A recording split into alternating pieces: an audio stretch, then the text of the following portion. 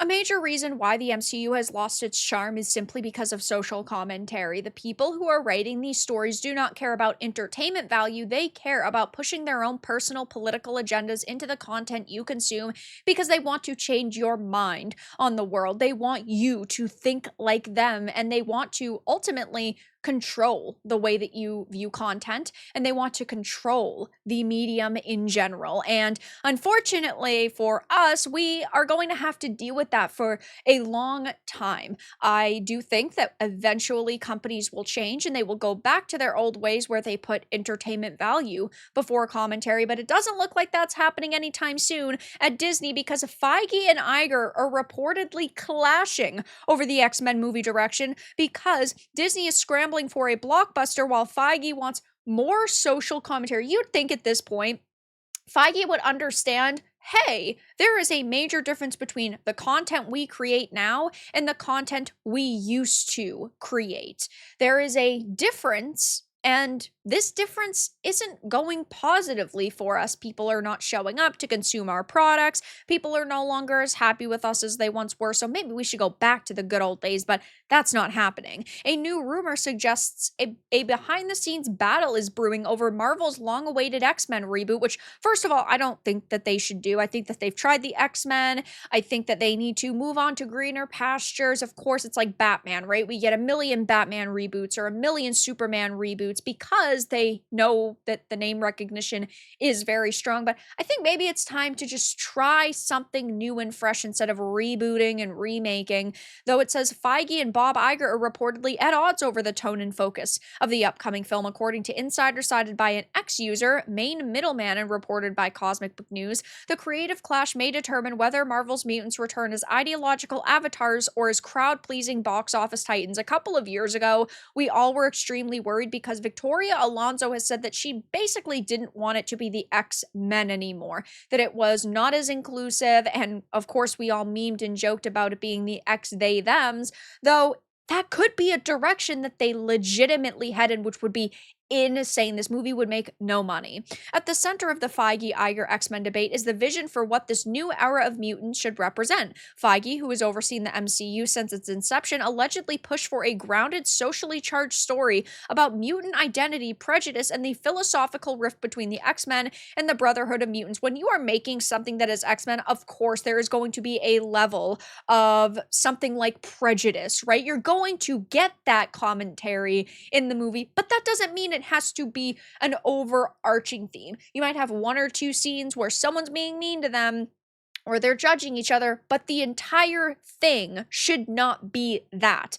And that's the worry here. That concept would follow in the footsteps of many recent Marvel offerings that leaned heavily into contemporary political metaphors and social themes. I think that this is a terrible idea. We need to go back to making good content. We need to go back to making interesting content. We don't always need a social commentary in one of these movies. But Iger, facing mounting pressure from shareholders due to the diminished MCU box office returns, appear to be pushing in a different direction. It's because he has doubled and tripled down over the past couple of years, and it is not working out for him. I always love to call it the Bob Iger effect, but over the years, he has put the message first. He has put that before entertainment value, and they've created all of these shows and all of these movies thinking one day it will pay off. This modern audience will show up, they will want to consume a lot of this content, and guess who is going to have the gold mine? It is going to be Disney, but that has not happened. And I think that he's finally coming to realize it's not going to happen. And he's just wasted billions of dollars. And yeah, I mean, shareholders are pissed off at this point. I would be too.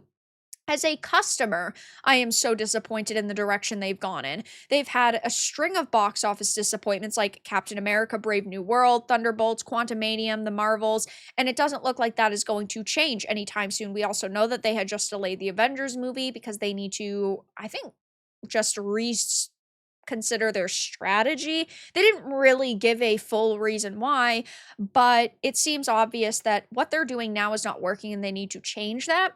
Will they, though? That's the real question. It says this echoes recent history. Under Iger's renewed leadership, Disney has slashed underperforming Disney Plus content, cut Marvel's release slates, and shifted focus back to theatrical blockbusters after admitting that audiences have grown weary of content for content's sake.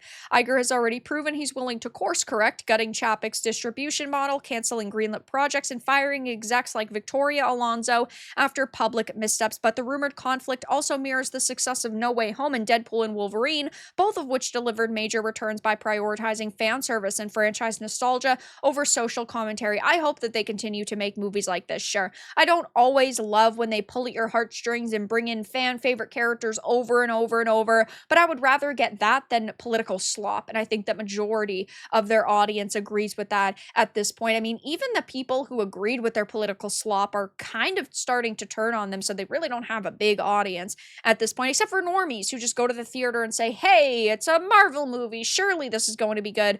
But I am going to go out on a limb and say that this is probably true. Of course, it's a rumor, take it with a grain of salt, but it is extremely believable that one person wants one thing, another wants another, and then they're going to butt heads. And that means we're going to get one movie with social commentary, another with entertainment. One movie with social commentary, another with entertainment. And they are going to be at odds with each other until one finally overtakes the other. And I can't believe I'm saying this, but if it's true, I'm on Iger's side that they need to go back to making movies like No Way Home and Wolverine versus Deadpool and actually making very fun content. So I'll be keeping my eye on this. Of course, we don't know if this is true, but it does sound extremely likely. Though that's all that I really had to discuss in this video. Let everyone know your thoughts in the comments below. If you enjoyed this, give it a like, and if you didn't, give it a dislike. I appreciate your support either way, but I'll talk to you all again in the next video really soon.